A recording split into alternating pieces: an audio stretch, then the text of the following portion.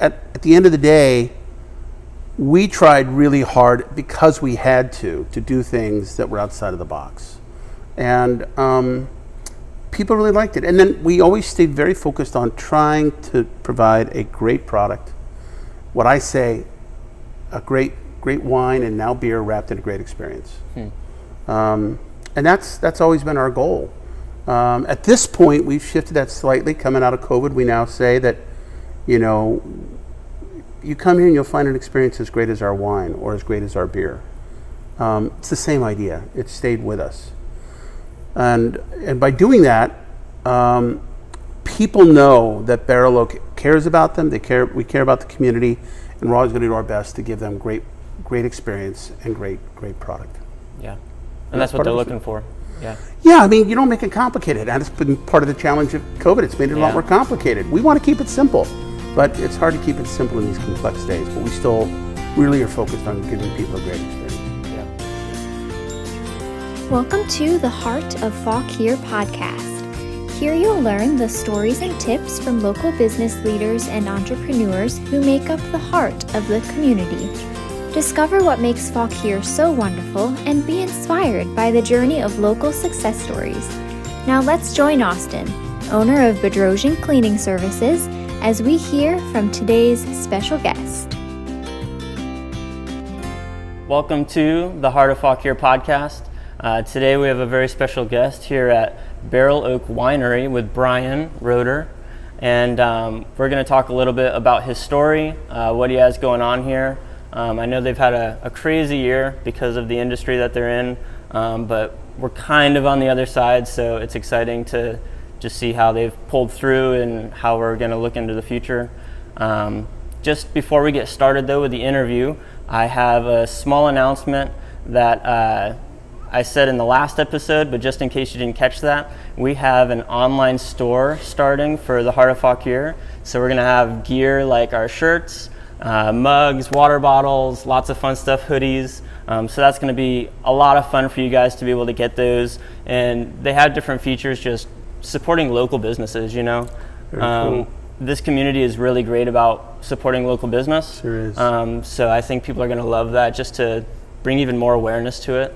Yeah. So it's going to be a lot of fun. They're really great quality, and we'll have that up and running by the end of the month.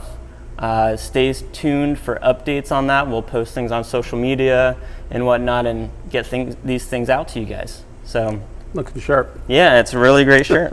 They turned out really well. This is one of the samples that came back last week, and we love them. So good quality stuff. Great. Good message. Yeah.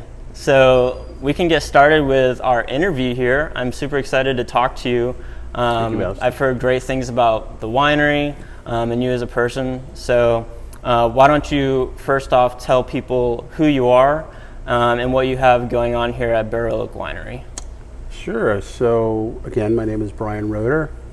I opened Barrel Oak Winery about a little over 13 years ago. It's gone by very quickly.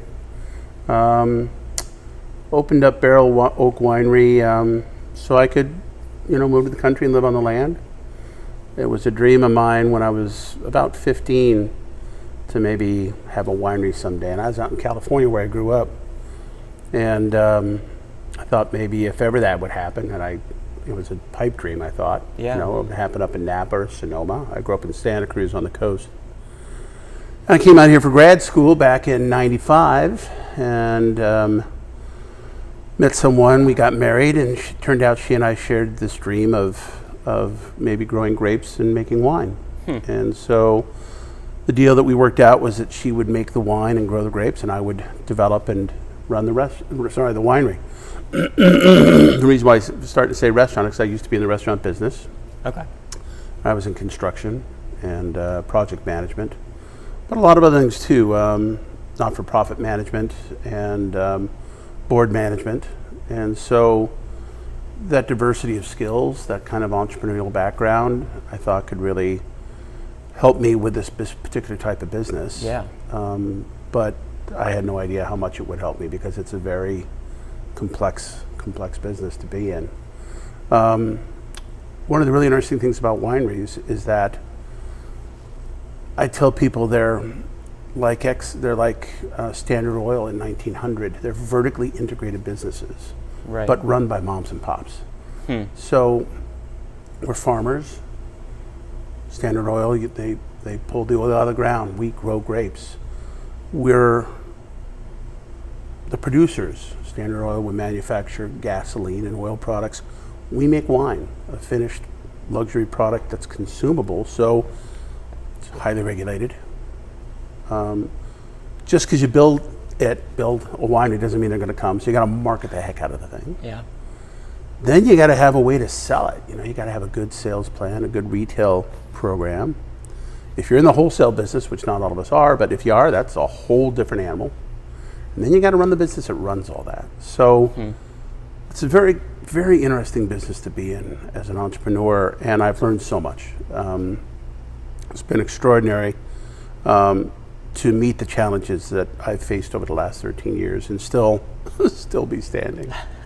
Yeah, absolutely. And you said it was a dream for you in middle school, high school. Did you kind of tuck that away while you were doing these other businesses, or was it always your goal? Hey, I'm going to get this winery eventually. Forgot all about it. Forgot all about it. Actually, it was one of 5 things that I thought, boy, it'd be fun when I grow up. They include things like race car driver and rock singer. Yeah, of course, astronaut. 15 years old. And I kind of forgot about all that. And I moved on. And I actually dropped out of UC Santa Cruz, and then I joked that I majored in beer drinking. And so I went into working in the restaurant business. And I'm going into business with my father in housing development on a fairly small scale, not on a huge scale.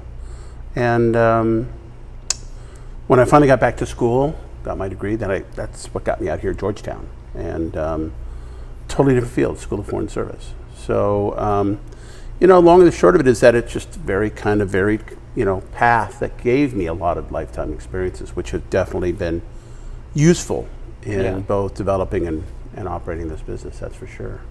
Yeah, very much so. And that, the vertical integration, like you were talking about, with doing everything from, planning the vines to interacting with customers while they're drinking your wine and having events going, and you do the whole show.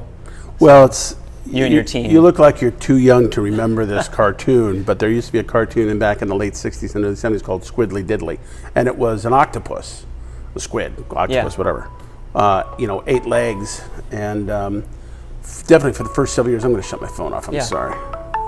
So definitely for the first several years, I felt like Squiddly Diddly because, sorry, let me apologize.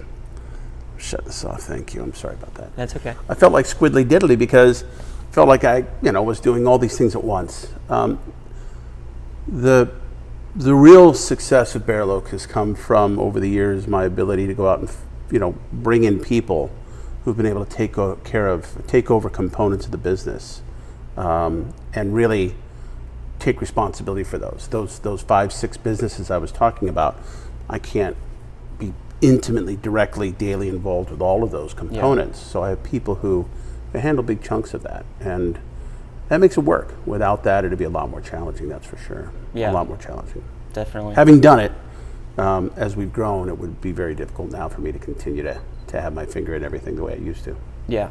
And I mean, the goal is to have people that would do it better than you anyway, So precisely. I don't have all the skill sets that are necessary. I'm not a detail person, I can create a lot of detail and track it to some degree, but not in the way it needs to be done with a business like this. So, we have Elizabeth Wilhouse, who's been with us for 12 years now, and she has done almost every job in-house like I have done. And then she's really landed on being our director of operations, and she does a wonderful job. Monday through Friday, she rocks it. She rebuilds us from the weekend and gets us ready for the next. Having people with the skill sets for the jobs that are needed is critical. Shout out to a dear friend of mine, Dennis Taylor. Dennis started a local organization called the Balanced Growth Alliance, which I used to be a part of.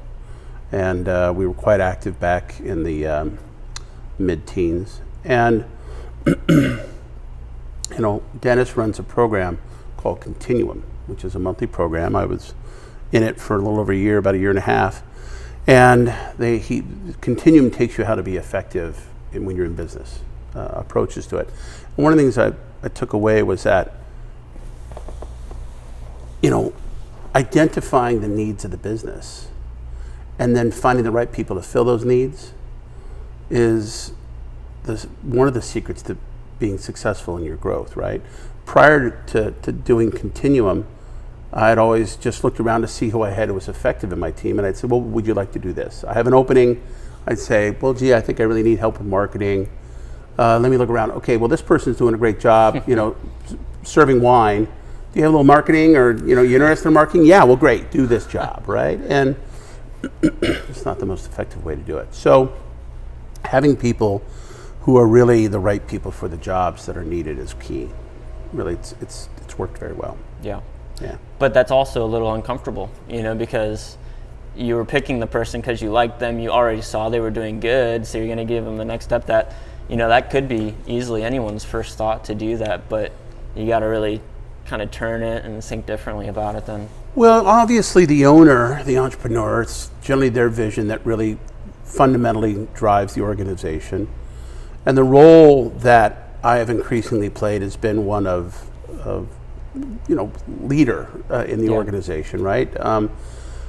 But part of the requirement to succeed at that is having team members from the top down and the bottom up who know that I care about their welfare and I care about what they say, who actually, especially the higher you are in the organization, have a say in the organization. Yeah. Where they're not working with somebody who's going to come in and undermine them or undercut them or blindside them. That doesn't mean that I don't constantly come up with new crackpot ideas, especially during COVID, constantly trying to find ways to what I call surf the wave, deal with this enormous natural force that has taken control of all of our lives. That's the analogy of riding a wave, is there's this enormous force that's occurring and I need to figure out how to navigate it on my board. And so my response has been to constantly try and understand the psychology of my clients and my guests and my team, and then to try to figure out the best way to provide for where we have been at various times throughout COVID as a society, as individuals, as communities. And then ask my team to try and take this vision of, well, here's where I think we are and here's where it looks like we're headed. What do you think? Get the feedback. And then with that together, try to put in place solutions, which they often work out the details of. And that's part of it, is that they know that at the end of the day, when I come in with an idea and we all get on board with it, they're responsible for the implementation. And I get involved in some of the pieces, but I try not to micromanage. And that's kind of been an evolution for me away from that. So all of these are pieces of the puzzle that we've had to really, we put in place fortunately before COVID, but which has allowed us to be able to have a fair amount of success navigating COVID. Yeah. And it's funny, I looked on your website briefly a little while ago, and I think it says your role or title is the idea guy. So that was really put to the test this year, and that's exactly what you were saying is what you guys do. Yeah, it was terrifying shutting down for COVID. Whatever it was, March 20th. I think I sat down with my team on the 13th and I said we're closing our doors even before it was mandated. I just saw where things were going. And but a week earlier that I hadn't seen it, so it just came to me at the last minute. Kind of mapped out what I thought was going to happen. Unfortunately, a lot of it is what happened. But it's actually been more challenging reopening. So last summer we reopened outside. But then as we moved into the fall, this whole interior, I designed and built this space, and it's very personal to me. I tried to create a beautiful space. Sure. And it was closed for months and months and months. We had people outside, but nobody inside, other than a hot day and senior citizens who needed to get out of the heat. But we weren't open to the public. And so finally this winter we did in a very limited capacity, which we're still operating on a very limited capacity, a little bit bigger than it was, but less than what it used to be. But the point is that as we've moved through the reemergence, over the last 3 months, basically, from the impacts of COVID, we have had a very challenging situation as we look at our customers. and where they are emotionally and psychologically as they come out of COVID, right? So we have customers who want everything to be the way it was prior to COVID. They walk through the door expecting that. We have customers who are looking very much for some level of safety and security in the way that we approach our operations. So, and there's a whole gamut in between. You know, it was really easy to know who our customers were before. And now they're the same customers, but they're all over the map. So how do you accommodate all of them? Exactly. Yeah. As a customer service business, as a business focused upon customer satisfaction, providing a really outstanding experience and product for our customers, which is really how I built the business, right? The challenge now is how do you cover that spectrum effectively? And part of the challenge is it's expensive to do so because we have different, what I call paths that we're pursuing. It's not just outside, and it's not just flights of wine. It's not just, beer or wine service. We've now started with what we call tasting experiences because there are people who want to get out and have a more direct, intimate relationship and experience with the winery. And under COVID, we really couldn't do that. We're trying to do that now, but it entails a significant increase in staffing expense. And on the other side, we have people who just show up and they're like, okay, I want my flight and I want my pitcher of beer and I'm going to go sit way down there on the side of the mountain, right? Yeah. So it's really interesting, but it's also, at this time and over the last few months, been very challenging. And of course, as we look at the possibility of a real ramp up, well, not a possibility, as we're looking at what's happening with COVID, the future's uncertain. Do we go back to where we were? Do we, is it a hybrid? Do we stay with what we've got going on? Do we do that safely? We just started, again, masking our staff 2 weeks ago, and it's a heartbreak, but we're putting masks on our staff because we think that's the best way for us to both be safe and to show our customers that we're acting in a responsible way, right? And my staff is great. It's the last thing in the world any of us wanted to do, but we did it because things are happening. The world is changing still. So it's been a very interesting period of time, Austin. It really has. And it's got to be extra difficult for you because as the idea guy and the visionary, you want to plan, 5-10 years out, and you're having trouble planning 3 months out. It's just so I don't difficult. know if I was ever any good at 5 or 10 years out. Maybe 5-10 years ago, but it looks a lot different than what I thought it looked like. So I'm not very good at it. You'd asked me 10 years ago, what's this all going to look like? I would have told you, and it looks a lot different than it does now. That's for sure. So, but yeah, I do think about what does it look like in the future? How do we build a successful business? That's what every business person I think wants to do. We don't want to live on a subsistence bed level. We want to be able to. Everybody has slightly different versions of what they want, but at the end of the day, you want your business to thrive and be successful, right? To be profitable, and so how do you get there with all the vagaries of the economy, COVID, other things? It's interesting. It's challenging. I got to tell you right now, though, I'm pretty glad I didn't open up a winery in Napa.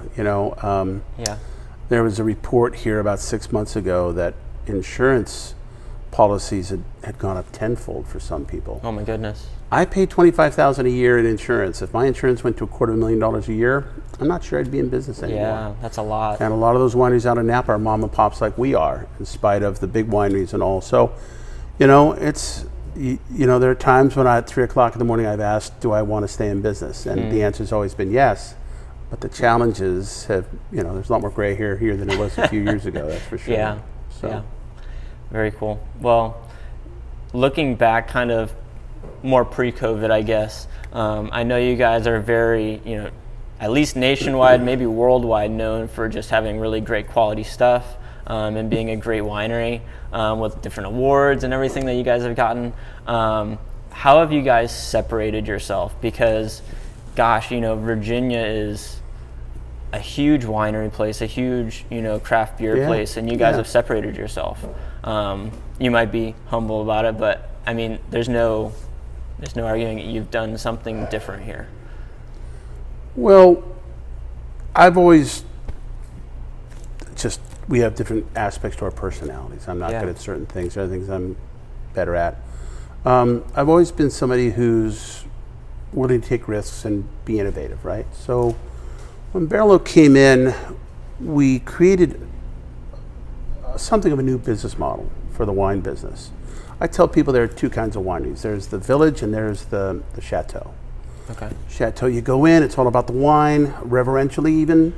A lot of people in the wine business fall in love with that. They go to France and they go to the chateaus and they want to have a chateau, and that's wonderful. So there are a lot of wineries, especially when we opened, that were kind of that model, because that's the model that we had engaged with. Napa was by and large like that. But then there's also the village, and the village is, you know, the Italian village. Hey, Luigi, you know, it's the festival. Hey, come on over here. I haven't seen you, cousin, for 6 months. Try my new wine. Come on over here. We made some new hooch, whatever it is, you know, Italian for hooch, whatever.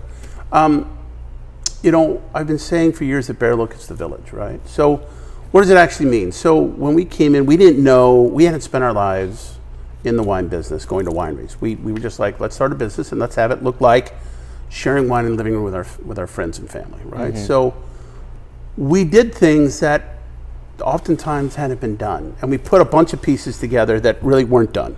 So in our case, that involved, right off the bat, what I call culture of yes. People would come to us and say, look at all these people, can we sell flowers? Can we sell dog food? Can we bring out, can we do a charitable event? Yes, right? Then beyond that approach to the business, we were the first winery to keep regular evening hours. It hadn't been done before. So open till 9 every Friday, summer, spring, summer, fall, till every Saturday till 9. Currently till 8, COVID. So we were the first with the food cart, regularly scheduled food cart. That was not done until spring of 2009, and it was done here. We were the first Virginia farm winery to get a farm brewery license and open up a farm brewery, which is important because prior to us, there were a couple of wineries, brilliant people who had a brewery, but you had to sit in separate areas. Because of the ruling that we requested from ABC on the new license and how it could be utilized, we got a letter which has now made it possible for wineries all over the Commonwealth to have farm breweries, which means you can sit and drink wine and beer at the same table. Okay. So a big part of this was a matter of necessity. We had the most successful grand opening of a winery in Virginia. Several people told us that and knew the industry. But then business fell off, and I had this giant space and 20 people in it. And that doesn't pay the bills. I had a lot of debt when I opened my doors. We built this business out of debt. We didn't build it out of money we had sitting in bank accounts. So I had to try and find a way to pay the bills, and that meant being very creative in my marketing. People have talked about me and my marketing. You know, we were lucky. Luck plays a big role in having a successful business, I think. There's hard work, of course, and there are all kinds of things like I was saying, or having a good team, but luck's a big part of it too. We opened our doors, and Facebook was out there, but nobody had heard of it, right? Facebook's a big part of our marketing, and it's been very useful for us to build 46,000 Facebook fans, right? For our business. Constant Contact didn't exist, or it had just come out. So the ability for us to push emails out to people was huge, right? Yeah. And I've been to a lot of conferences over the years and spoken, and there'll be a panel on social media and how to use it. And there'll be 70 people in that room who own 50 or 60 or 70 wineries. We ask the question, who's using Facebook? Now, it's changed over the last 5-6 years, but 6, 7, 8 years ago, 3 people raised their hands in the room. And these are powerful and fundamentally important tools. Here we are with social media. You're doing a video blog, which have developed very rapidly over the last decade or so. And I don't even use all of them. I mean, I kind of, my dad stopped at telephones. He doesn't do email. I kind of stopped at Facebook. I don't do Instagram, and we got to find I have young people that do that stuff.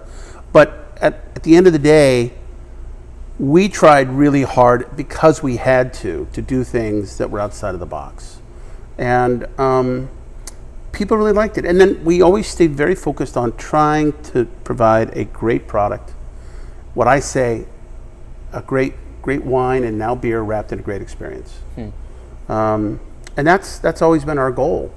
At this point, we've shifted that slightly. Coming out of COVID, we now say that, you know, you come here and you'll find an experience as great as our wine or as great as our beer. It's the same idea. It stayed with us. And by doing that, people know that Barrel Oak cares about them. We care about the community, and we're always going to do our best to give them great experience and great product. Yeah, and that's what they're looking for. Yeah. Yeah, I mean, you don't make it complicated. And it's been part of the challenge of COVID. It's made it a lot more complicated. We want to keep it simple, but it's hard to keep it simple in these complex days. But we still really are focused on giving people a great experience. Yeah. Yeah. Very cool. So things are finally, I guess you've said they're kind of getting back to normal, but they're still not They're not normal. Yeah. I told my team, started telling my team, and we reopened 2 months after we closed. So we were hard closed. Nobody here except for curbside. So we were shut for 2 months. We reopened to the public in late May. And I told my team by June, I was telling my team that there's Barrel Oak before COVID, there's going to be Barrel Oak during COVID. And when COVID's done, we're not going to be what we were before. I don't know what it'll be, but it won't be the same. It'll still be focused on those values, community, excellence, taking care of our customers, taking care of our team. In fact, during COVID, all along, we've said, we're going to take care of our team first, because if we take care of you, you can take care of our customers. That's been our philosophy all through COVID. But everybody understands in my organization that things are different, and they're never going to go back to the way they were. We're right now having to retrain an entire generation of staff who've never done tastings, because during COVID, we give you a flight. Here's a flight of beer or wine to get back to your table. Here's all the information. So that interaction, which could cause virus transmission, went away. So now we reestablished over the last several weeks. We're reopening, even just the last couple of weeks actually. We've got our new tasting experiences, and we're finally starting during the weekdays to do tastings at the bar like pre-COVID. But we're having to train our staff, because most of them were hired, because we have seasonal turnover in the people serving. Most of them have never been here to see what a tasting looks like. Yeah. That one-on-one interaction, 30, 45, 60 minutes of dialogue back and forth. How do you do that, right? So we're going through a lot of training right now with our staff, and that's part of the ongoing transition out of the old way into COVID, back towards the old way, into the cold way, maybe back to COVID. It's crazy. It's crazy. It is awesome. And that's such a big part of what you used to do, so having them do it right is important as well. Yeah. Fortunately, we have the continuity. We have great people here who have been through all of this, but there's a lot of training going on, that's for sure. Yeah. It's interesting times. But we're going to make it through.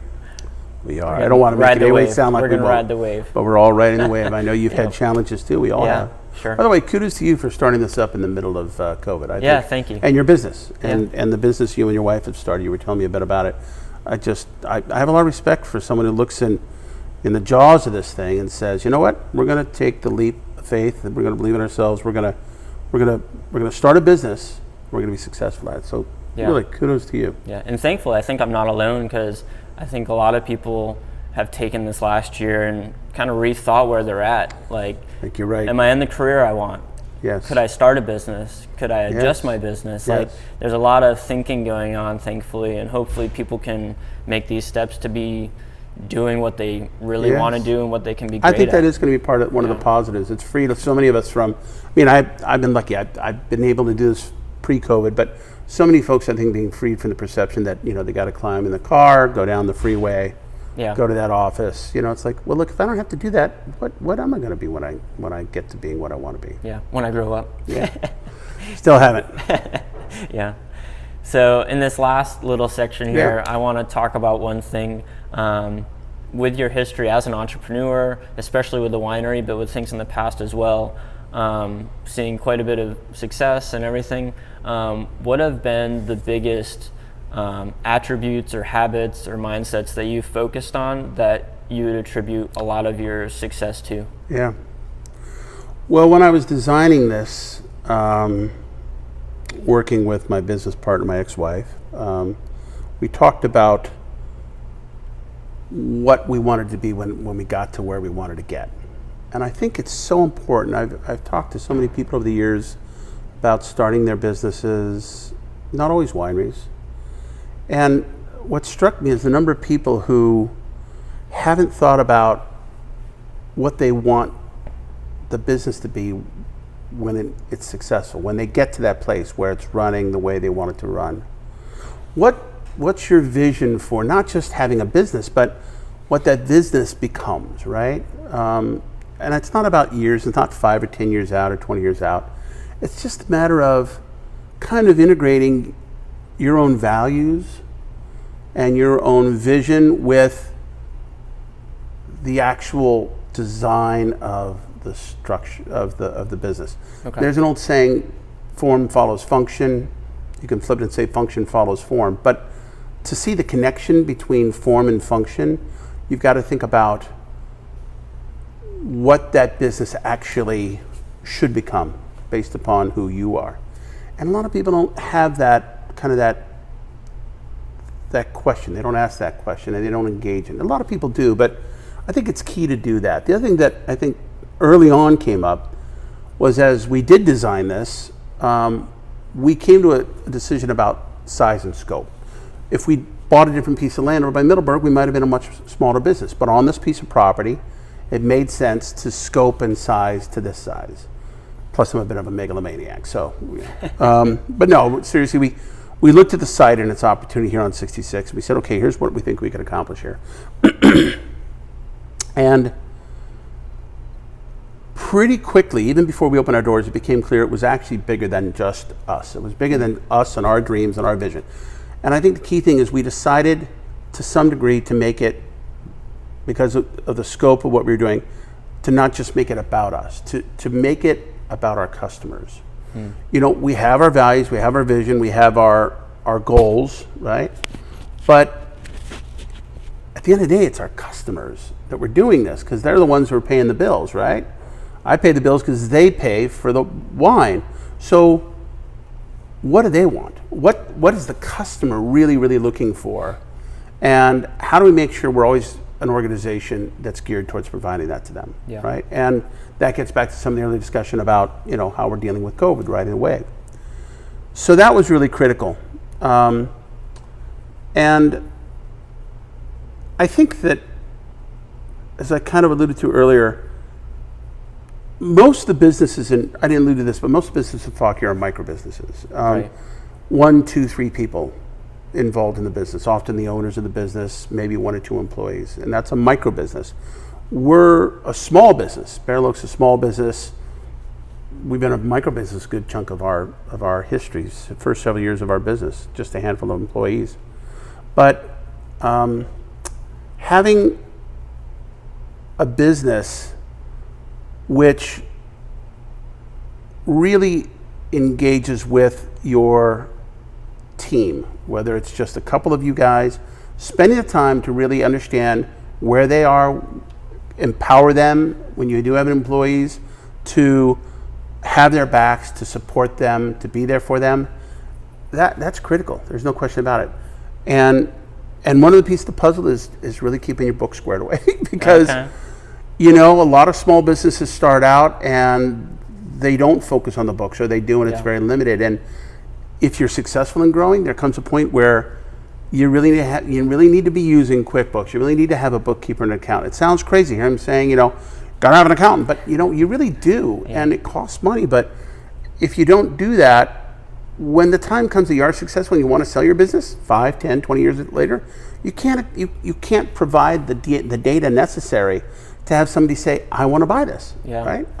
What am I buying? And you got to have that information. You got to have a history of that. You got to have the record there, good, bad, or otherwise, in order to be able to show people what the value is of what you've created. It's critical. Yeah. There are other things too, but you know, those are just some of the things off the top that I think, you know, I wish I'd known, because I'm not an MBA person.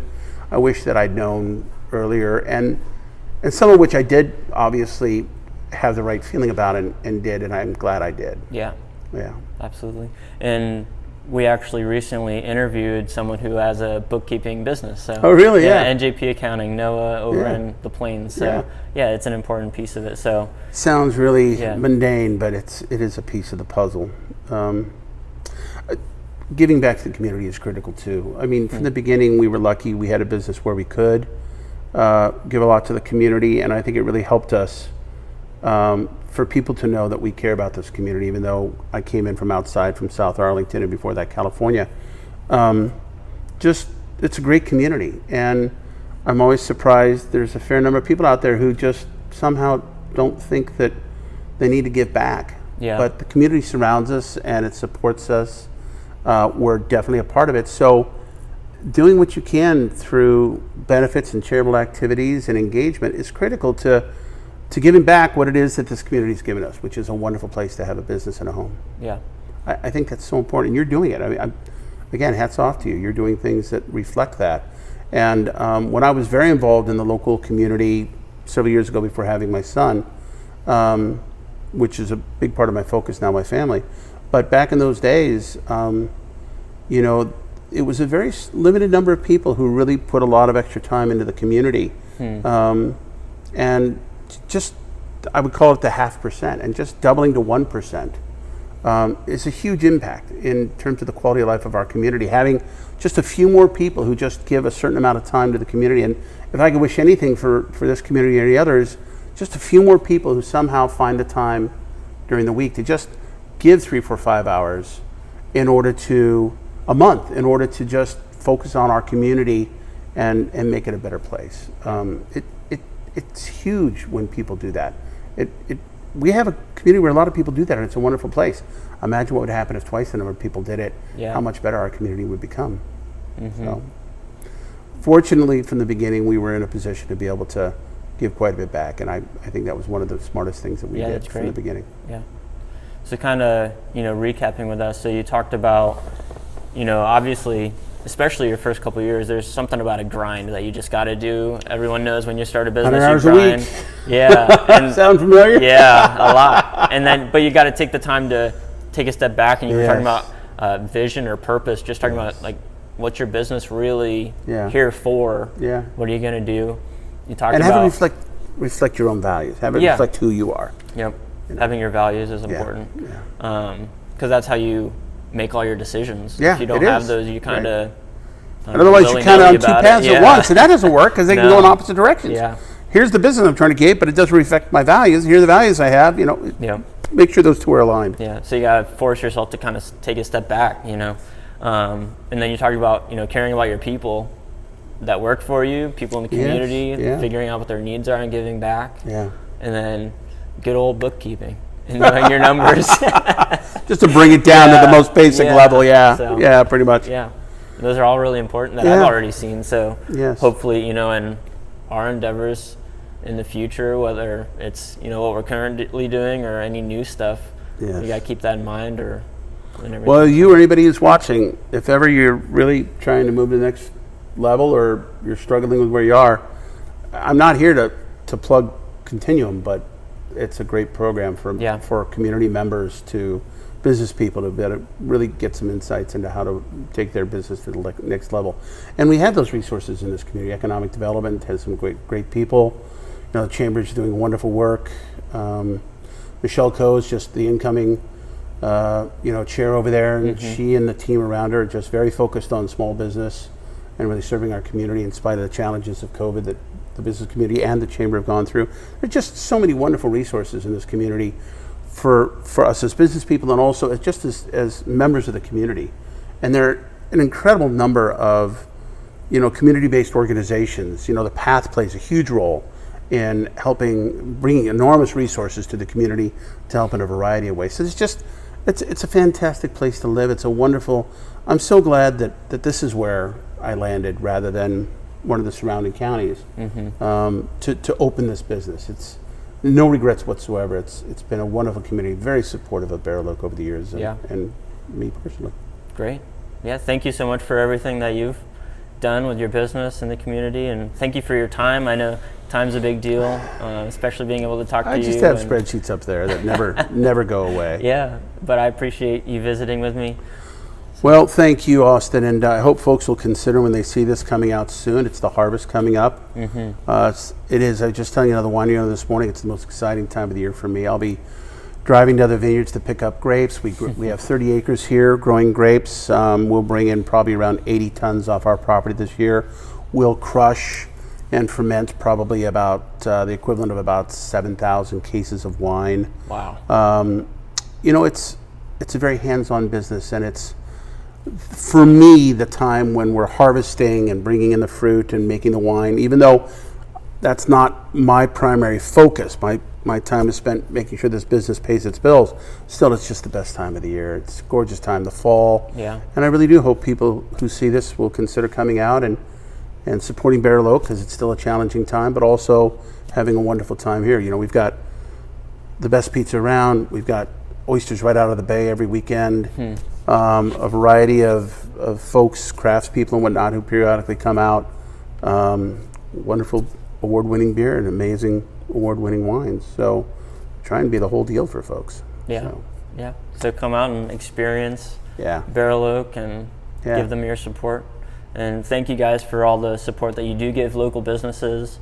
Just continue doing it. And if you're out there as a business, keep your head up and keep going. Keep working together. Keep doing it. Keep plugging like you away. have. And we're going to keep making doing it through. So, Absolutely, we will together. yeah. Thank you so much for your time. Awesome. And we'll see you on the next episode. Bye. Thank you for joining us for today's episode of The Heart of Fauquier. If you loved joining us today, give this podcast a great review and subscribe to keep up with new episodes. If you have an office in Fauquier that needs a cleaning service, reach out to Bedrosian Cleaning Services and see how they can serve you. Until next time, thanks for listening.